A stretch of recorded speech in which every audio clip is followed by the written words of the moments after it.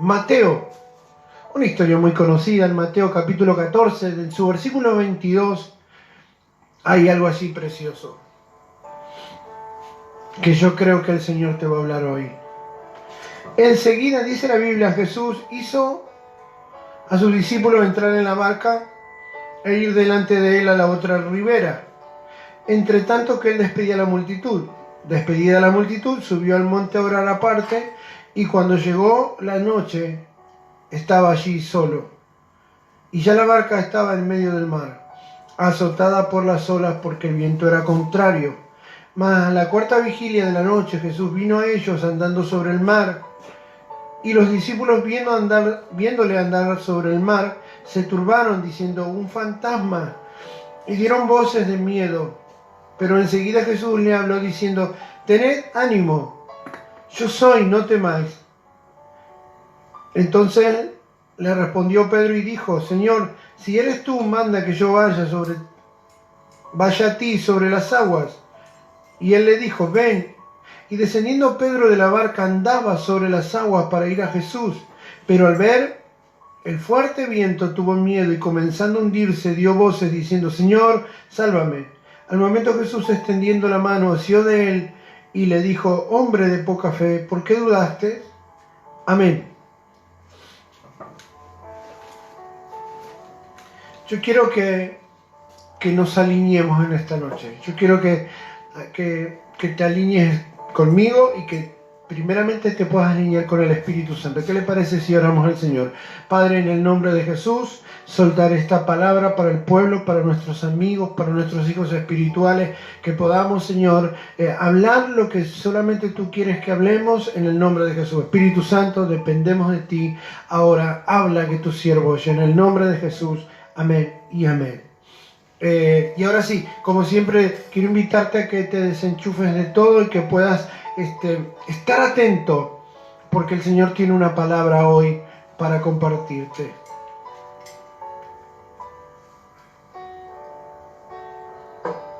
Aleluya.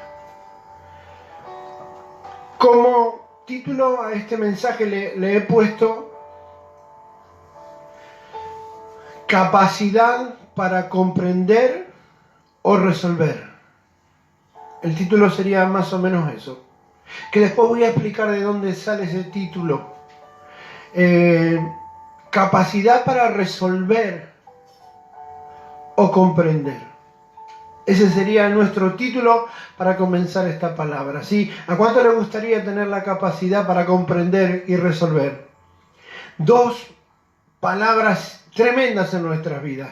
Tener la capacidad de poder comprender lo que está pasando y tener la capacidad para resolver es otro tema aparte. Pero son dos cosas difíciles, dos fierros calientes que en tu vida tendrás que agarrar.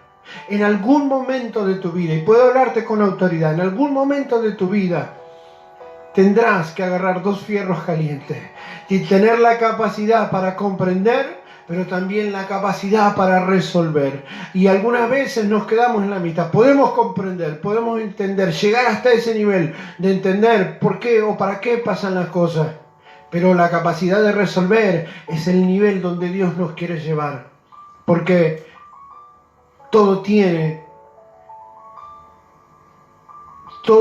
que llevarnos a resolver. Y qué bueno que el Señor Jesucristo está con nosotros para resolver cada situación que nos está pasando. ¿Qué le parece? ¿Sí?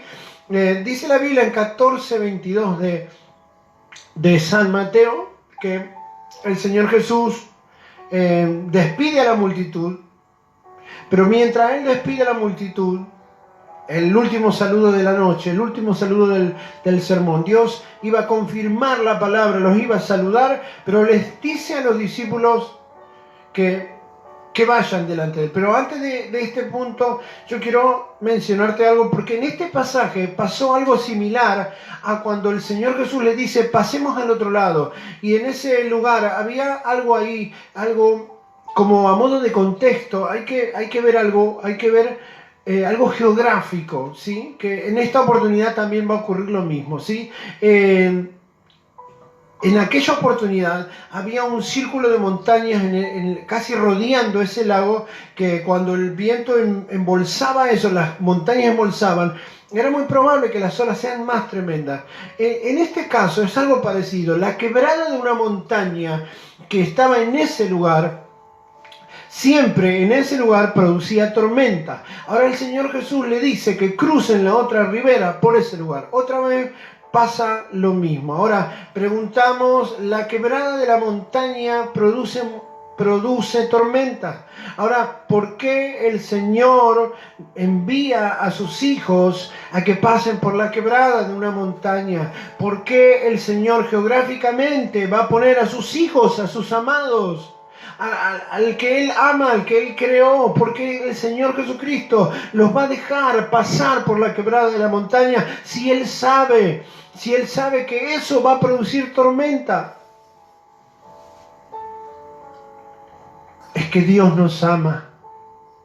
Es que Dios nos forma, es que Dios nos templa, nos forja como el acero en el fuego, y Él nos deja pasar por la quebrada de la montaña, sabiendo que va a haber tormenta, pero para darnos la mejor de las lecciones. En todo tiempo, en las buenas y en las malas, yo voy a estar ahí, no importa dónde vayas. Y acá vamos a meternos en el punto número 1. Dice la Biblia que mientras Él saludar a la multitud, les hizo pasar delante a la ribera y le hizo ir delante de Él. En otras palabras, le estaba diciendo: yo no voy a ir ahora van a ir ustedes solos, crucen la ribera por este lado. En otras palabras, este punto número 1, yo quiero hablarte de algo, de una directiva, de una dirección, de una orden. Pasa por aquí. En aquella oportunidad donde vino la tormenta y la barca se anegaba, tal vez Pedro no se haya dado cuenta, pero vamos a suponer, déjeme imaginarme que hasta ahora Pedro, y digo Pedro porque siempre Pedro era el que daba la nota, pareciera, ¿no? Vamos a suponer que Pedro ahora dice: no, esta vez a mí no me engaña, esta vez a mí el Señor no me va a hacer entrar, porque la otra vez me hizo entrar en ese lugar donde era lógico que iba a haber tormenta. Ahora no, ahora nos está diciendo que vayamos a la quebrada de la montaña, va a haber tormenta. Déjeme imaginarme, esto no pasó, no quiero ser anti-escritural, antiteológico, no quiero, pero déjeme imaginarme que Pedro pudo haber dicho: Señor, ¿otra vez nos vas a hacer pasar por ahí? Pero sin embargo no fue así. Aceptaron la directiva del Señor. Y algunas veces cuando el Señor dice: yo quiero que vengas por este camino, y entonces empezamos a cuestionarle al Señor y decir: ¿por qué tengo que pasar por esta situación? ¿Por qué tengo que pasar por esta dificultad, Señor? ¿Por qué me haces pasar por el medio de la tormenta? Créame, algunas veces se lo pregunté al Señor, porque soy ser humano. No te preocupes si alguna vez le preguntaste al Señor, pero aprendamos la lección y digamos: Señor, a donde tú quieres que yo vaya, yo voy a ir.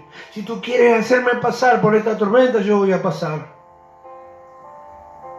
Si tú quieres que me esté faltando ahora, que me falte. Si tú quieres que sienta la soledad, no importa. Si tú quieres que yo pase por el medio de lobos, de serpientes, lo pasaré en el nombre de Jesús. Voy a ir solamente porque vos me lo decís, Señor. Aceptaré la directiva. Y el Señor dice: vayan ustedes delante. Y es ahí donde la iglesia tiene que entender que hay una directiva del Señor. Es ahí donde la iglesia tiene que entender que la voz del Señor es palabra santa. Y es si el Señor dice: quiero que pases por este camino, iglesia, usted no dude. Ese punto requiere obediencia, requiere total libertad. Esto no es para cualquiera, Son para cristianos que amen a Dios, que entiendan que Dios ha salvado su alma. Que no importa cuándo nos vayamos, lo importante es que nos vayamos al cielo con Dios a reinar para siempre.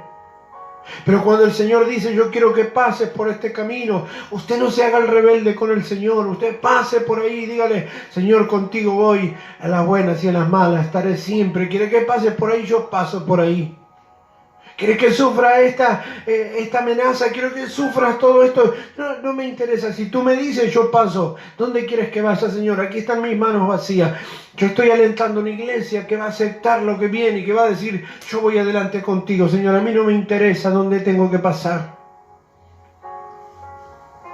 Dice la Biblia que Él se fue. Cuando llegó la noche, Él se fue a orar a solas.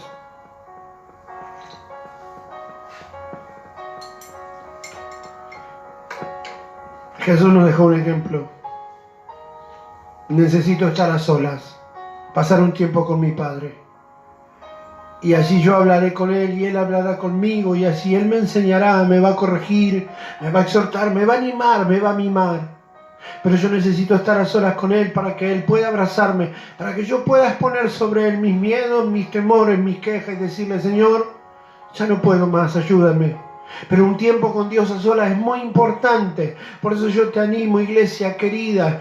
Es un tiempo de estar a solas con el Maestro y poder decirle, Señor, necesito llenar mi vasija de aceite. Pero mientras el Señor estaba intercediendo por sus hijos amados, porque cuando vos no estás, cuando vos estás solo, el Señor está intercediendo por vos. Dice la Biblia que pasaron vigilias. La primera vigilia, la segunda vigilia, la tercera vigilia. Y dice la Biblia que una tormenta se les presenta. Dice la Biblia que el viento era contrario. Para un barco, para una barca, un viento a favor es una bendición. Es el impulso, el motor para llevarlo. Pero cuando es contrario, es trabajoso. Cuando es contrario, es enemigo. Cuando es contrario, empieza a desafiarnos al trabajo, al saber qué hacer, a cómo hago, cómo salgo de esta situación. Créeme, es parte del reino que algunas veces te choques con el viento contrario. Es importante, es parte del servicio, es parte del reino, que en algún momento tu viento sea contrario. Hay veces que tu viento será a favor y empujará tu velero y te irás a tierras lejanas, a aguas lejanas, y tu barca andará hasta los 7 mares, si quieres el sentido figurado. Pero en algún momento no será fácil. En algún momento tendrás que remar. En algún momento tendrás que buscar toda la agilidad que puedas tener. Dejar los prejuicios de lado, dejar que te sientes mal, que te sientes pobre, que te sientes chico, que te sientes grande, que te sientas solo. Y dejar los prejuicios de lado y empezar a remar. Y dejar la autoconmiseración que nos hace sentir pobrecitos de nosotros. Y entonces ahí cuando nos frenamos, pero cuando nosotros entendemos, tenemos que enfrentar al viento contrario. Este viento no me va a hacer frenar mi remar. Y yo voy a ir a donde Dios me pide que vaya. Te aliento a que empieces a remar fuerte. Hay una familia que te está necesitando. Hay un pastor que te está necesitando. Hay una iglesia. Hay una iglesia y un ministerio que te está necesitando. Que reme. Vamos, rema. Y dice la Biblia que estaban allí casi 9 horas sin Jesús. Casi a la 4ª vigilia, sin Jesús. Más de 9 horas, casi 12 horas, porque las vigilias se dividían en 4 horas. La primera vigilia, la segunda, la tercera, la 4ª vigilia. Casi más, casi 16 horas. Sin Jesús. Toda la noche sin Jesús. Todo un tiempo a solas. A un tiempo solas con la tormenta. Hay una alabanza que me apasiona, que me refresca el alma. Cuando Él está en silencio, es porque está trabajando.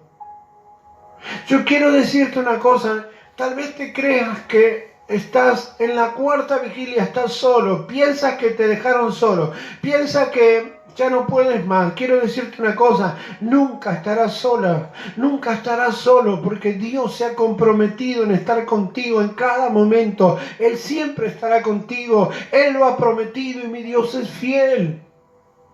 No estás solo, aunque parezcas. Dios está contigo.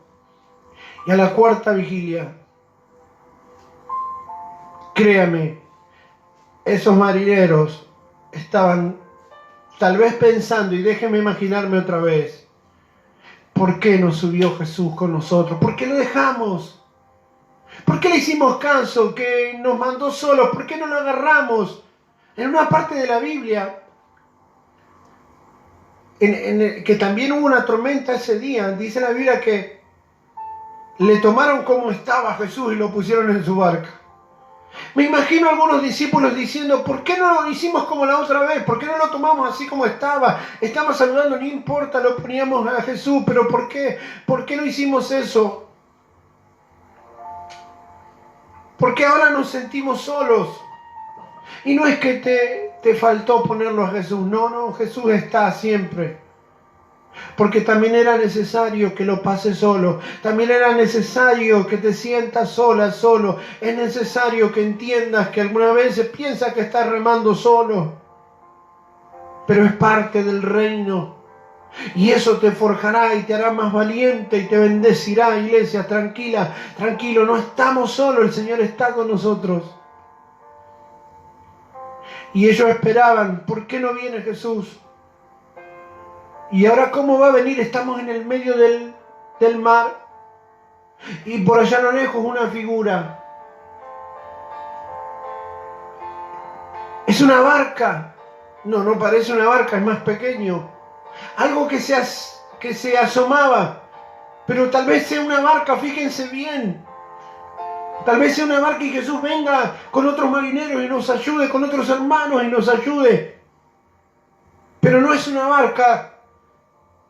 Y empezaron a ver una figura sobre el mar y dijeron, un fantasma. ¿Por qué dijeron un fantasma? Fíjense, los fantasmas ya existían. En esos tiempos, las figuras sobre el mar, las estelas sobre el mar, las luces, los rebotes de las luces, la mística, lo que se escuchaba. Los marineros contaban historias sobre esto. Esto no era normal, era normal para ellos ver figuras, fantasmas parecieras, cosas de mares. Eso era normal en esa época. Y cuando ellos vieron una figura, lo primero que pensaron, ni se imaginaban de la manera que Jesús iba a venir, ni se imaginaban que Jesús podía hacer eso, lo que hizo. Ellos pensaron en la lógica, dijeron, esto es un fantasma otra vez. Y por pensar en la lógica, por pensar lo que todo el mundo rumoreaba, en el mar hay fantasmas, empezaron a dar voces de miedo. Cuando empiezas a mirar la lógica, cuando empiezas a mirar cosas normales y no sobrenaturales, cuando empiezas a mirar todo lo que te dicen, escuchar todo lo que te dicen, ver todo lo que puedan ver tus ojos, entonces tus voces serán voces de miedo. Porque no eres capaz de imaginarte que Jesús puede venir andando sobre el mar. Y acá es donde cometemos el error. Nosotros creemos que es imposible que Jesús venga por este lado. Es imposible que el Señor haga esto. Y la voluntad del Señor será siempre perfecta. Pero Él es el Dios de lo imposible. Escuche, Él puede venir desde donde menos piensas que puede venir. Él puede ayudarte desde donde menos piensas que Él puede ayudarte. Y Él puede usar a personas que ni piensas que te pueden ayudar. Porque Dios es soberano y Dios es así. Y cuando miraron lo natural, empezaron a dar voces de miedo. Pero dice la Biblia que cuando ellos empezaron a dar voces de miedo, Cuando empezaron a dar voces de miedo, el Señor dijo una palabra.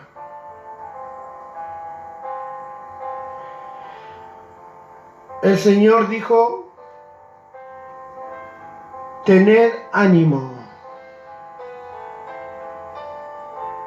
Aleluya. Y acá es donde yo tengo, desde acá es donde yo saqué el título de este mensaje: capacidad para resolver o comprender algo. Porque la palabra ánimo significa eso en nuestro diccionario. Ánimo es la capacidad humana para comprender. Otros dicen es la energía para resolver o comprender algo. Pero me quedo con esta palabra: capacidad. El ánimo es la capacidad que el Señor nos dio para comprender la situación, para tener la sabiduría y la ciencia de las cosas que están pasando.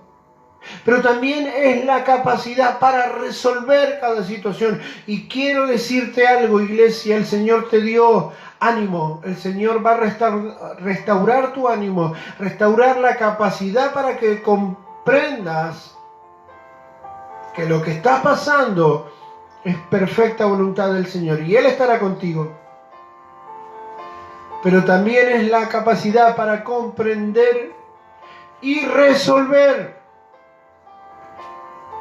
Yo no sé cómo vas a salir de ese lío, pero el Señor te va a dar la capacidad para resolver.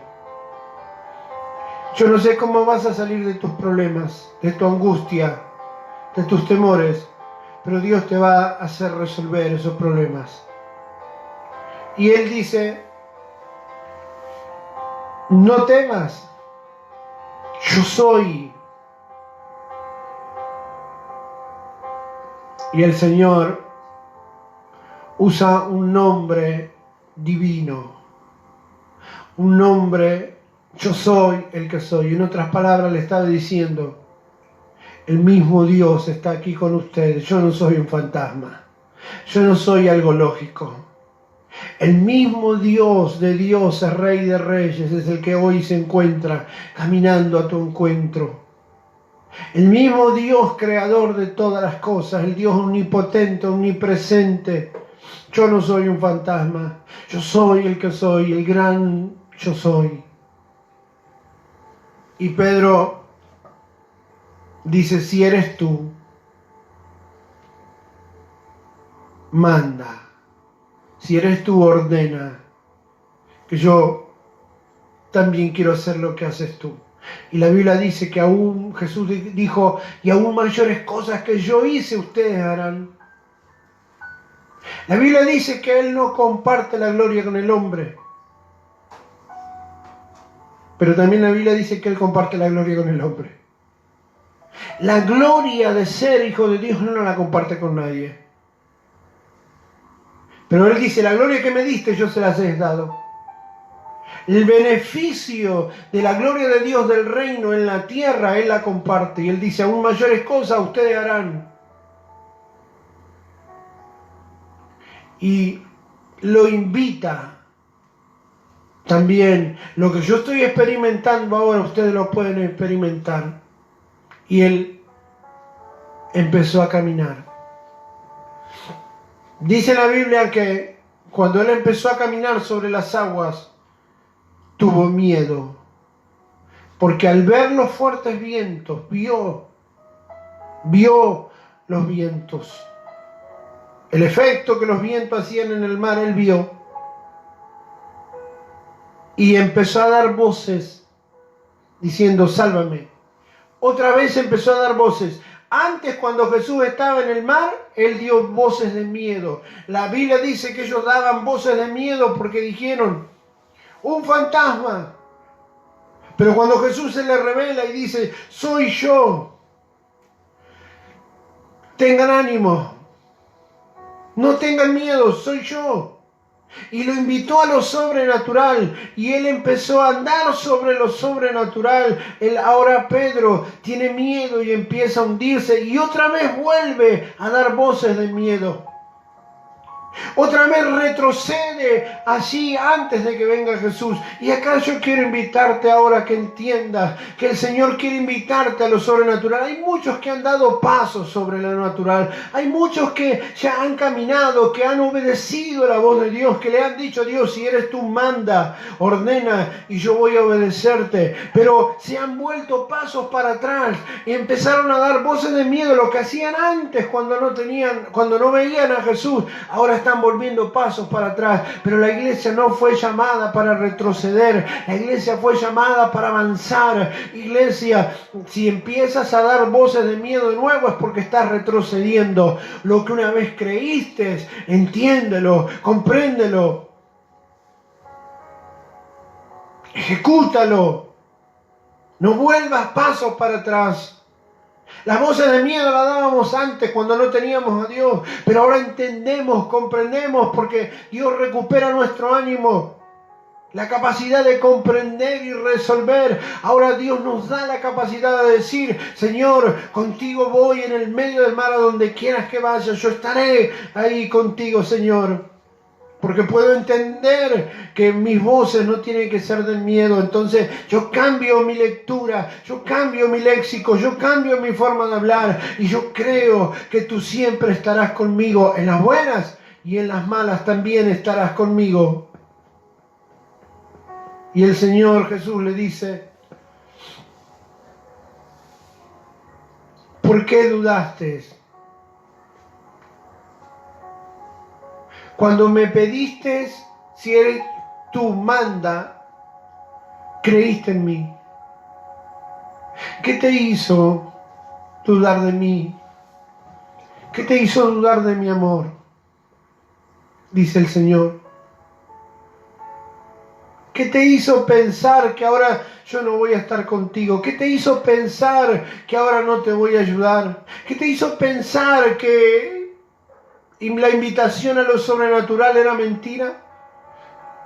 Yo quería invitarte a que vos mismos compruebes lo que se siente estar pisando las aguas. Yo quiero invitarte a que entiendas que hay un mundo sobrenatural, que hay algo, hay un poder de reino tremendo en este tiempo, que yo quiero que disfrutes. ¿Qué te hizo pensar que yo no te iba a ayudar? Por eso quiero hablarte al corazón, iglesia. ¿Qué te hizo retroceder? ¿Qué te hizo angustiarte como antes? ¿Qué te hizo pensar como antes? Vos no eras así. Antes no, vos no hablabas así. ¿Qué te hizo hablar de nuevo así como hablabas antes? ¿Qué te hizo desconfiar? Por eso quiero decirte, vuelve al primer amor. Porque hay aguas que te están esperando, hay una voz del reino que te está diciendo, yo quiero estar contigo, yo quiero mostrarte lo sobrenatural.